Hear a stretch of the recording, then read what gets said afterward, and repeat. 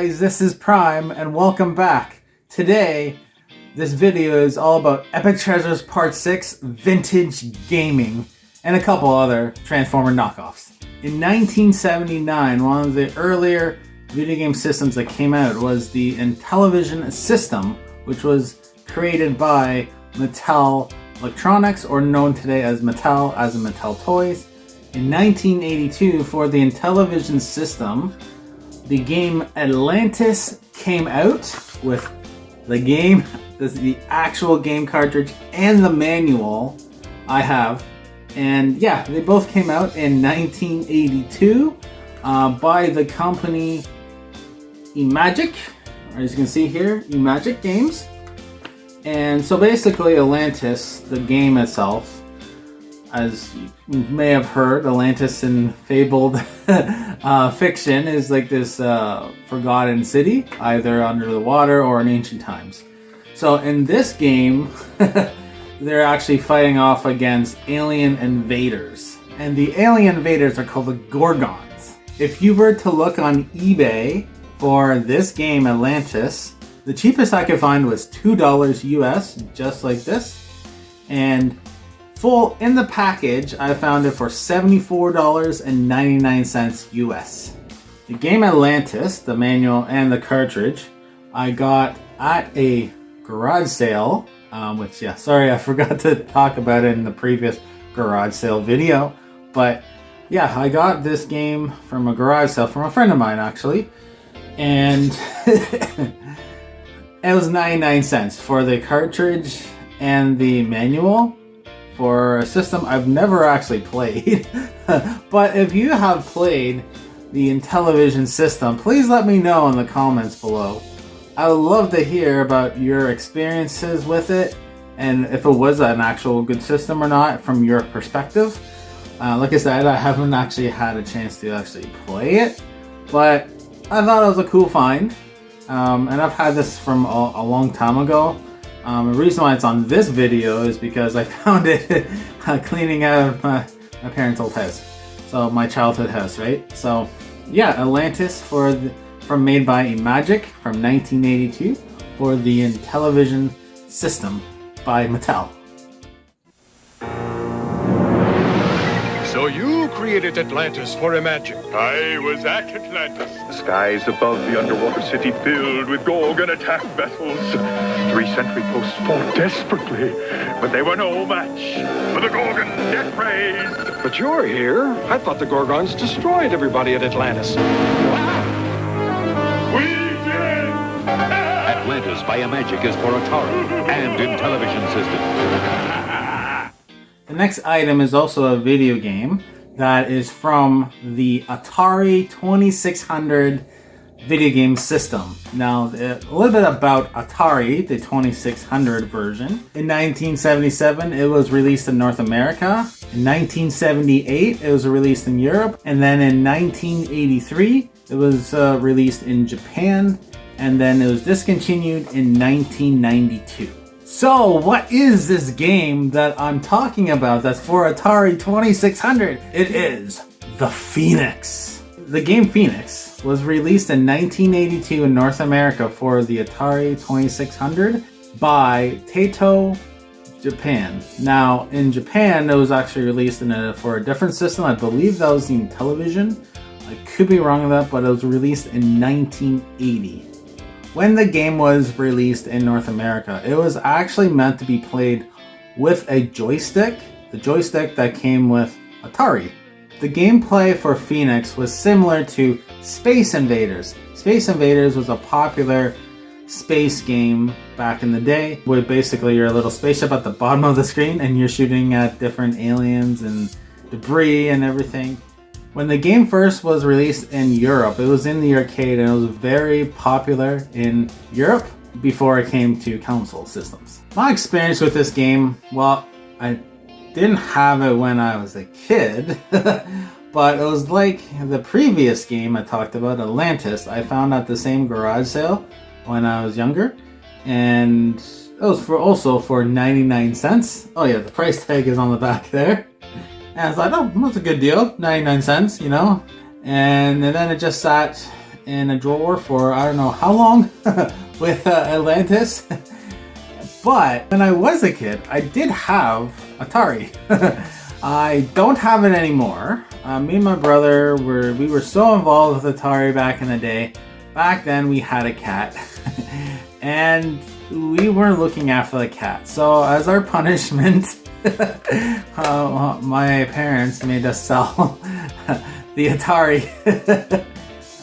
If you were to look up Atlantis on eBay, the cheapest I could find just like this was $3.99 US. And if you found it in the package, brand new, it would be going for 500 euros.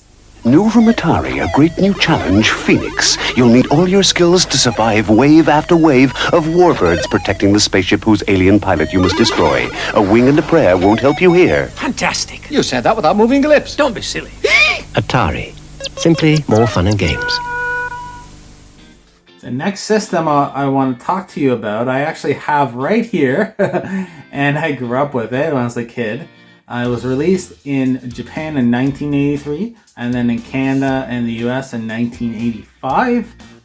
The Nintendo Entertainment System.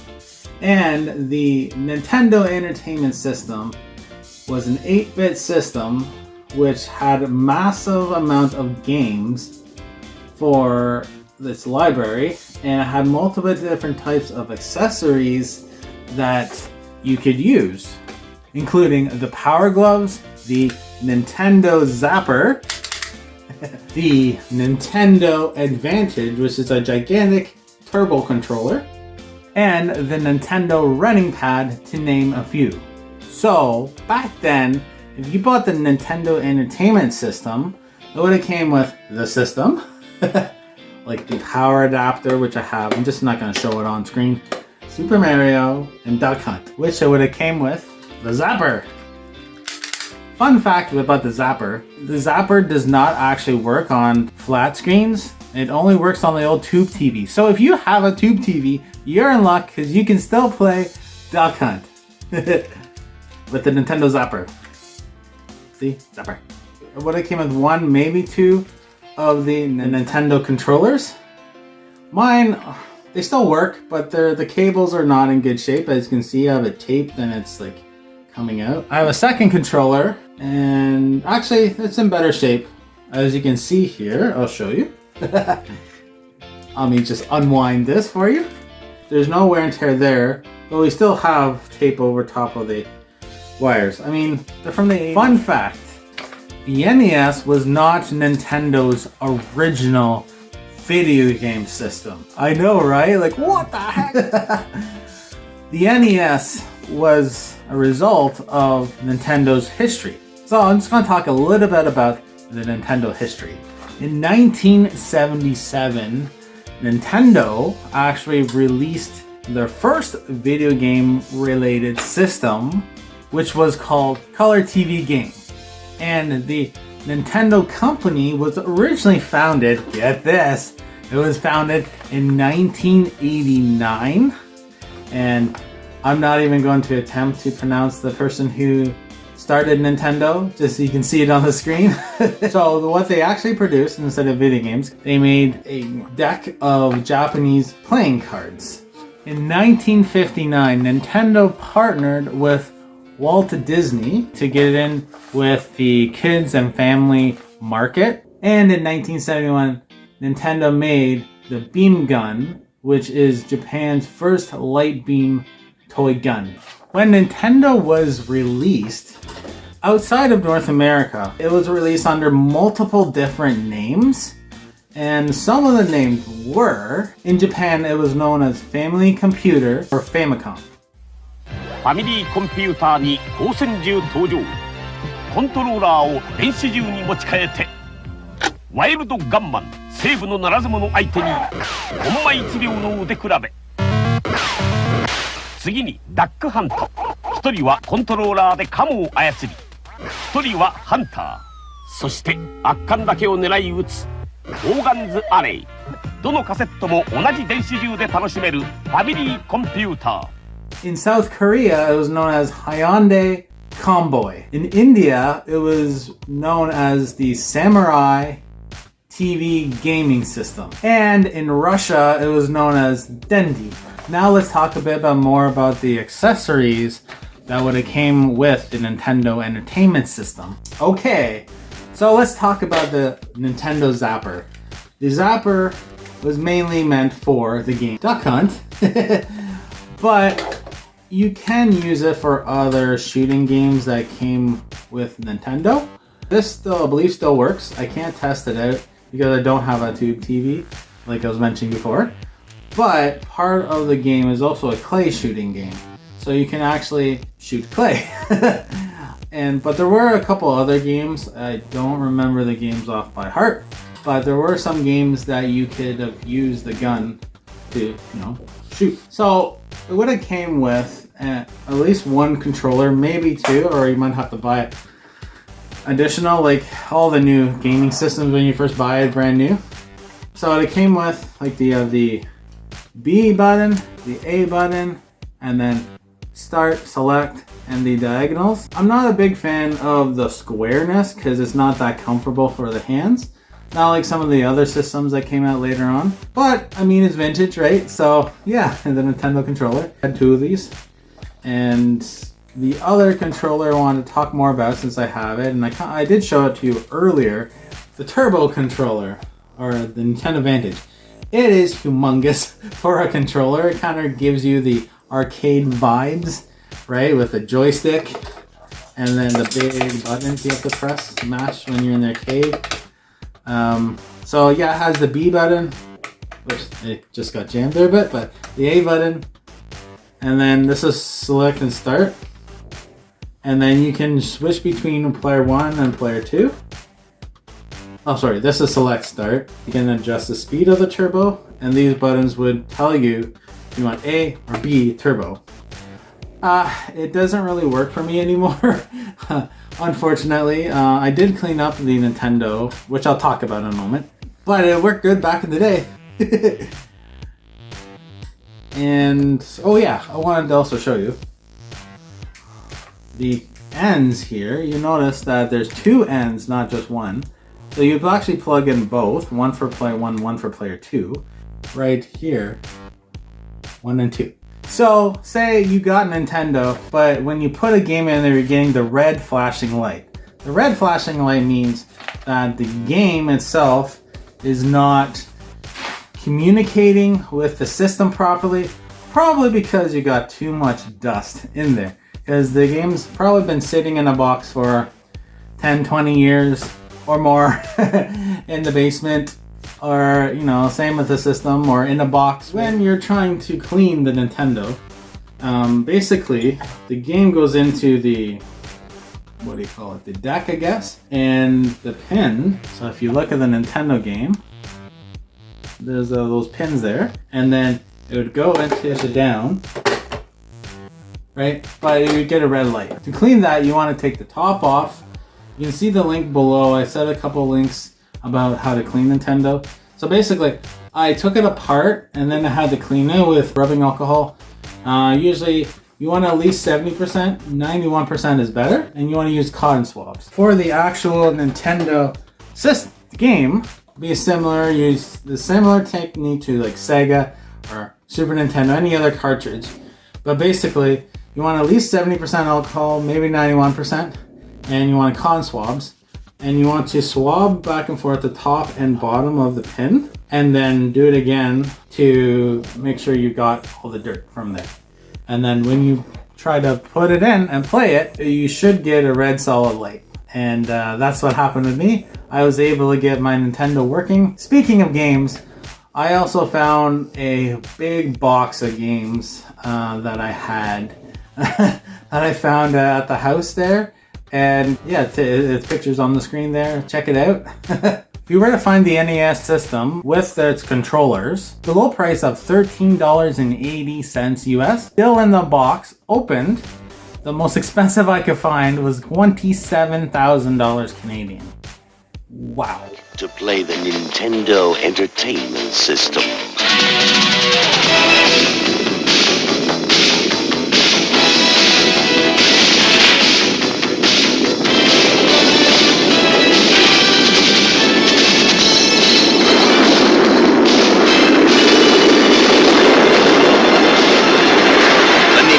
Nintendo Entertainment System. Now you're playing with power. I found some other game manuals, so I wanted to bring that to your attention. Unfortunately, I don't have Super Nintendo anymore. I used to have a Super Nintendo and a bunch of Super Nintendo games, but back in the day, I wanted PlayStation, and my brother wanted PlayStation, so we decided to trade in our Super for a PlayStation 1. And, which was PlayStation, I love PlayStation 1 back in the day, but I still wish I still had that Super Nintendo. So, but I did find from 1994, NCAA football for the Super Nintendo by Mindscape video game company. And then in 1998 for Windows 95, just for PC, Hardball 6. I remember buying this game and I never played it. The game sucked. But still, it's vintage and I thought it might be worth showing to you guys. And the last one, also from 1998, Madden 99 by EA Sports. I had this game for the PC, so I think it was Windows 98 back then. And I love this game. This was my first PC football game, and I really enjoyed it. Me and my brother spent many hours playing this game. It was one of the best Madden games back in the day, or football games. Another good football game that I had was for the NES was Tecmo Super Bowl. And I just want to tell you one thing. Back in high school, when everybody had Super Nintendo, I had Nintendo, and in grade 9 we had to do a project of doing something blindfolded. So me and my brother, I decided that I want to play Tecmo Super Bowl for the NES, and we play the game non-stop all the time. And because there's only not that many buttons for the Nintendo, I actually played my brother blindfolded. I didn't win, but I came close. It's a pretty easy game, but I love it. Video games rock. Ready, down, put.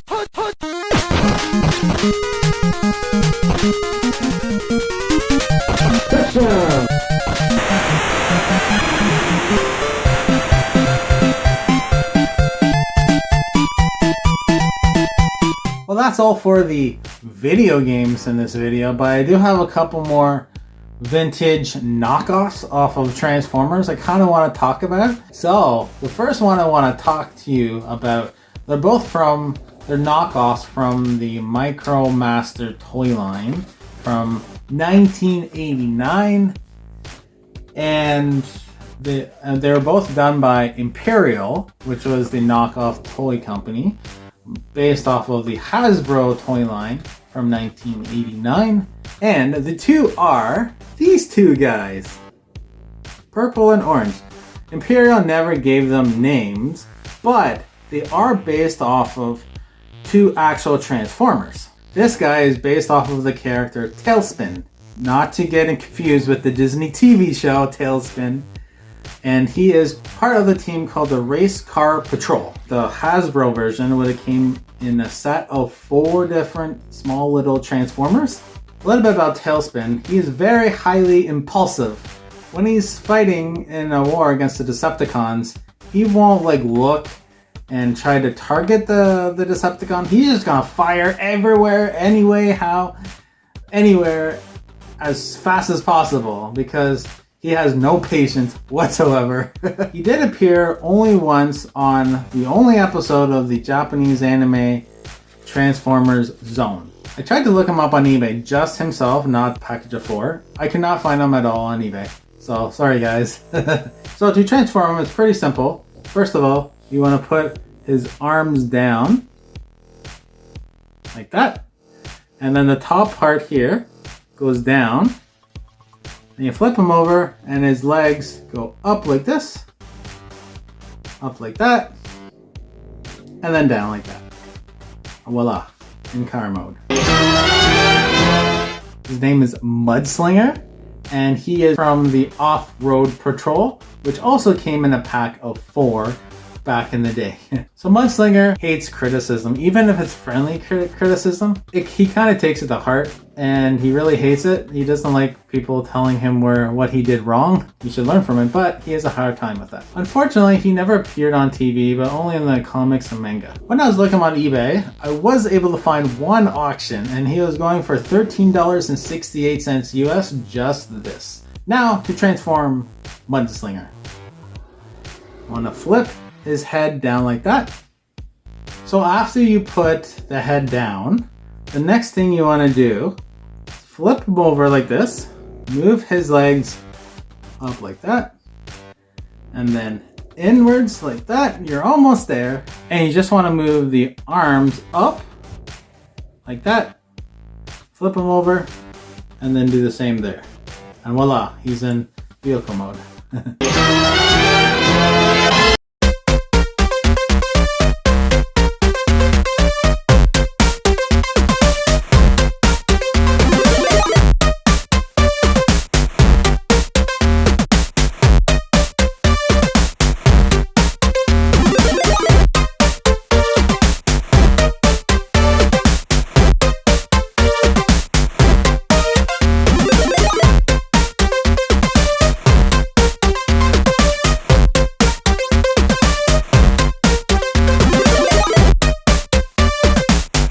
So that's a wrap. Vintage video games and a couple vintage knockoff Transformers. I love doing this, so I hope you love watching it. And stay tuned for next time. And just remember, that's just prime.